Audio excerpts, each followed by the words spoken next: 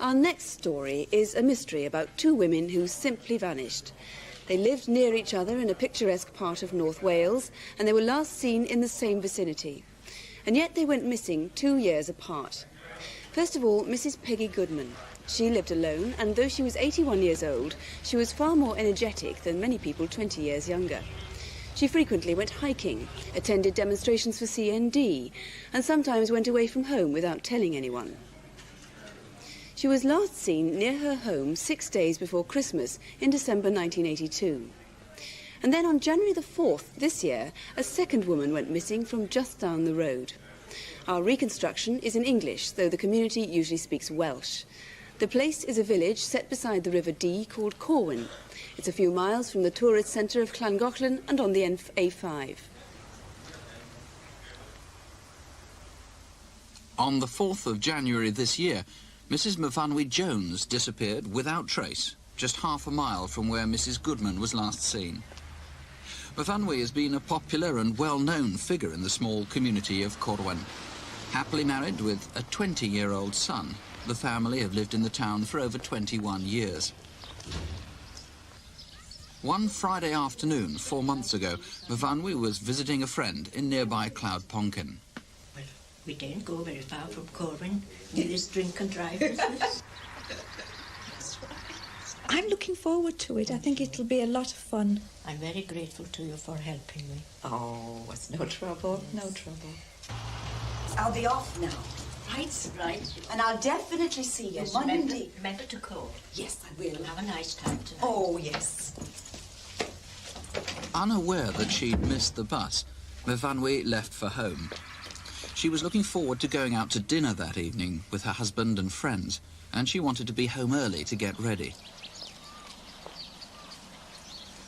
The time was 4:20 in the afternoon of Friday, the 4th of January this year.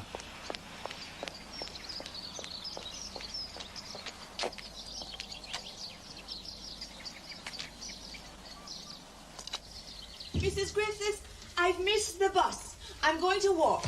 9 times out of 10 I will get a lift. Cheerio. Ta-ra.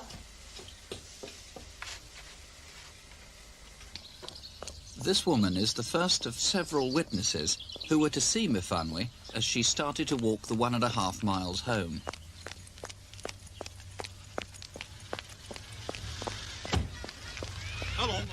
A few minutes later, she was seen by these two men who lived nearby. As she continued to walk, a witness driving towards her spotted her, and opposite, a man standing by a blue Vauxhall Viva. This man has never been identified.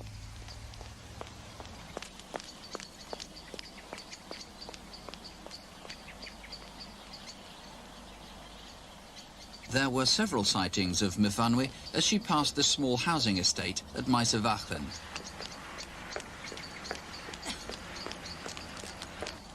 But it was the driver of this red car who was the last person we know to see Myfanwy Jones. She'd now walked half a mile. What happened to her next is a mystery.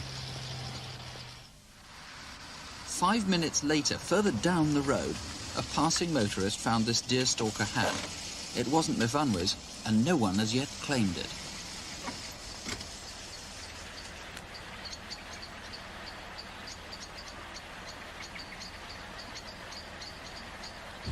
A couple were later seen arguing on this bridge shortly after Myfanwy vanished, and on the same route that she would have taken home. So what did happen? Police need your help with the following. They need to identify the man standing beside this light blue Vauxhall Viva, who appeared to be watching Myfanwy as she walked past. This was the last sighting of Myfanwy by the driver of the red car. What happened next? Did she accept a lift? If so, since she never got home, was she driven away from Corwyn down here to the right, or straight on to Carreg Lane? It was here that the deerstalker hat was found. Is it yours, or do you know who it belongs to? It's possible Myfanwy may have taken a short cut through this farm. She would have rejoined the main road here, where the couple was seen arguing. police need to trace this couple. Faced with severe weather conditions which hampered their searches, teams of police frogmen were sent in to sweep a 16-mile stretch of the River Dee.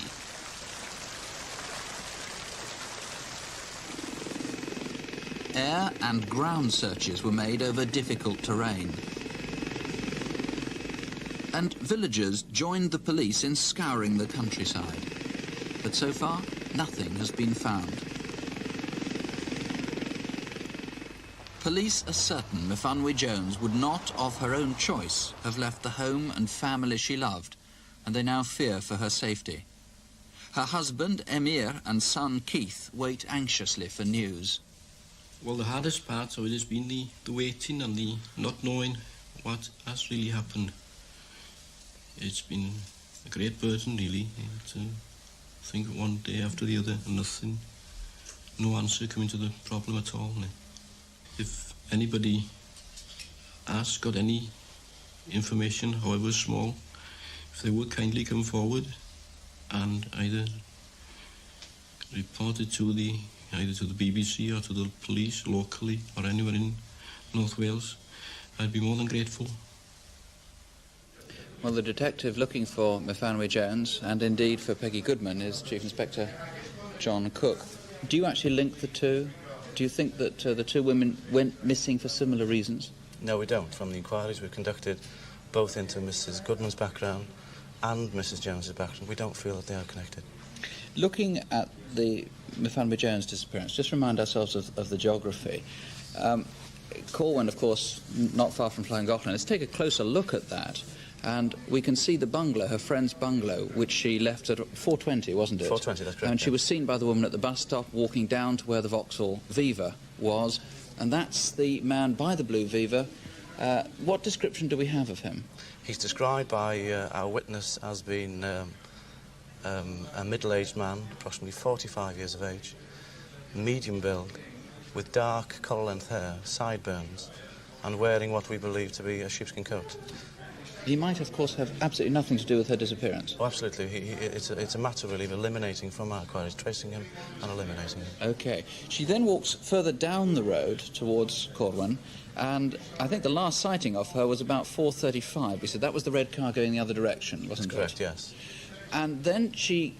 Well, we don't know what happened then. The hat was found here just after the junction down to Corwin. Now, you've brought that hat with you. Yes, I have.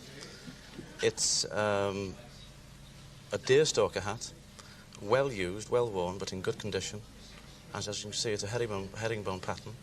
On the inside label, it has the name Palatine, and we're very anxious to trace the owner of this hat, because he, just like the driver of the Vauxhall Viva, would have been at the scene at the time Mrs. Jones was last seen. Right, and they might have seen something, or they might have been a witness, even though they don't recognise it. That's correct, yes.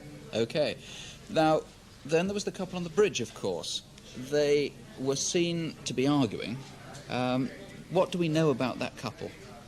All we know is that they were in possession of a dark, small-type van, that they were a middle-aged couple again, that the female was wearing clothing, light clothing. Was she Myfanwy?